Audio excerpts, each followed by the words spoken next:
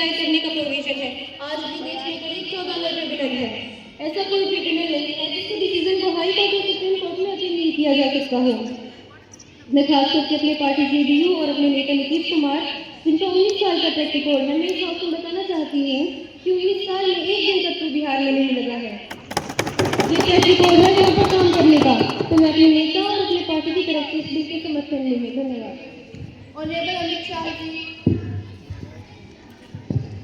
Honourable speaker, आज हम वक्फ amendment bill 2025 को लेकर आए हैं। इस बिल का उद्देश्य किसी धर्म को टारगेट करना नहीं, बल्कि ट्रांसपेरेंसी, अकाउंटेबिलिटी और लैंड प्रोटेक्शन को स्ट्रॉन्ग बनाना है।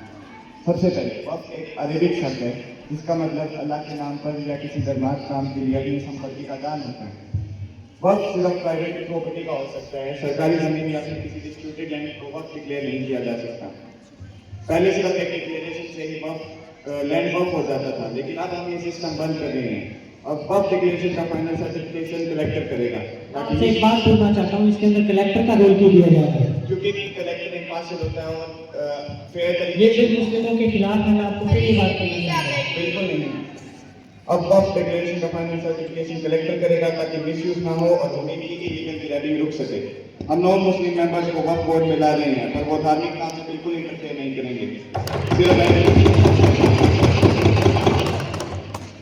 वक्फ की प्रॉपर्टी और उसका पैसा गरीब मुस्लिम ब्रदर्स के वेलफेयर के लिए होता है, उसका मिसयूज रोकना हमारी जिम्मेदारी है।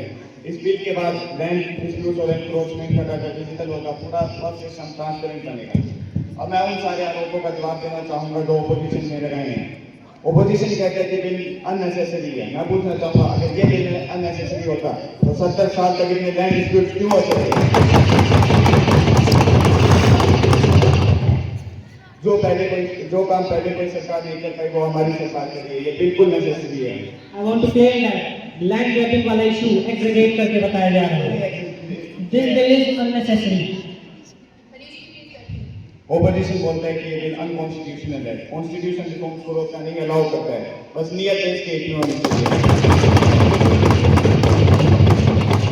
अगर किसी को लगता है कि बिल के किसी भी क्लॉज में कोई भी प्रॉब्लम है तो सुप्रीम कोर्ट फुल है। पार्लियामेंट का काम लॉ बनाना और कोर्ट का काम उसका जुडिशियल टेस्ट करना होता है। सिर्फ माइक अनकॉन्स्टिट्यूशनल बोल देने से लॉ गलत नहीं हो जाता। ओपोजिशन ने एक्यूज किया कि बिल माइनॉरिटीज के अगेंस्ट है। मैं ये सवाल उन्हीं से पूछना चाहूंगा, अगर मिसयूज का नुकसान सबसे ज्यादा मुस्लिम्स को ही हो रहा है तो मिसयूज रोकना कम्युनिटी का अगेंस्ट कैसे हो सकते हैं? ये बिल मुस्लिम्स के खिलाफ है, ये बिल अननेसेसरी है, ये मुस्लिम्स के वेलफेयर के लिए नहीं बनाया जा रहा है। मैं आपसे फिर ये बात करना चाहूँगा, मुस्लिम्स का बोल रहे हैं के थ्रू हम कह सकते हैं बिल अननेसेसरी है। आपसे माइनॉरिटी कम्युनिटी को डराकर अपना वोट बैंक खड़ा करना चाहते हैं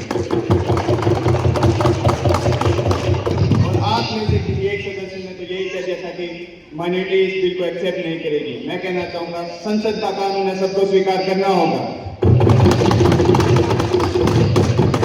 आखिर में मैं सिर्फ यही कहूंगा, वक्त की एक इंच प्रॉपर्टी को ट्रांसपेरेंट और सिक्योर करना हमारी जिम्मेदारी है और मैं इस बिल का पूरी तरह से समर्थन करता हूँ। धन्यवाद।